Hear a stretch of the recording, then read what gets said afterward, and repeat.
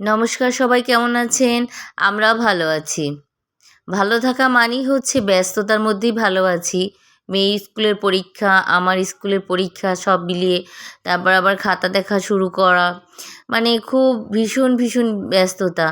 তার মধ্যে মেয়ে বলছে, "মা কেক খাবো।" তো ভাবলাম বন্ধের দিন কেক তো বানানোই যায়। আসলে কেক বানানো একটা ঝামেলা। যারা কেক বানাতে পারে তারা নিশ্চয়ই বোঝে যে কেক বানানো কী একটা ঝামেলা।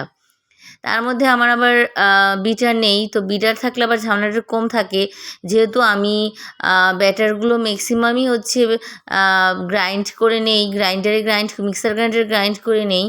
আর বিটার থাকলে আবার অত ঝামেলা না। ওগুলো ধোয়াও একটা ঝামেলা।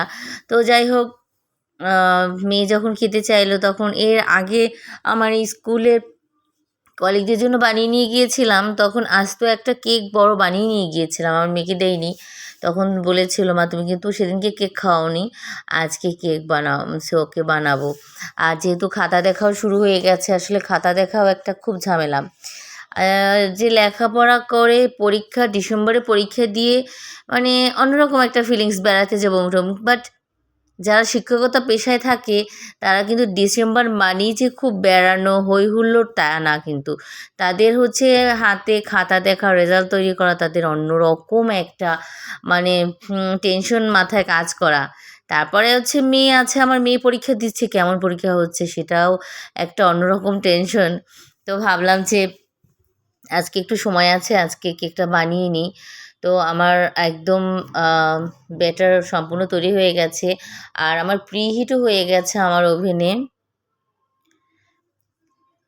তো ফাইনালি এই যে আমার কেকটা একদম পুরোপুরি হয়ে গিয়েছে। আমি একদম প্রথম থেকে লাস্ট পর্যন্তভাবে দেখাইনি, যেহেতু আমার এই পেজটা হচ্ছে রান্নার কোনো পেজ না, এই জন্য।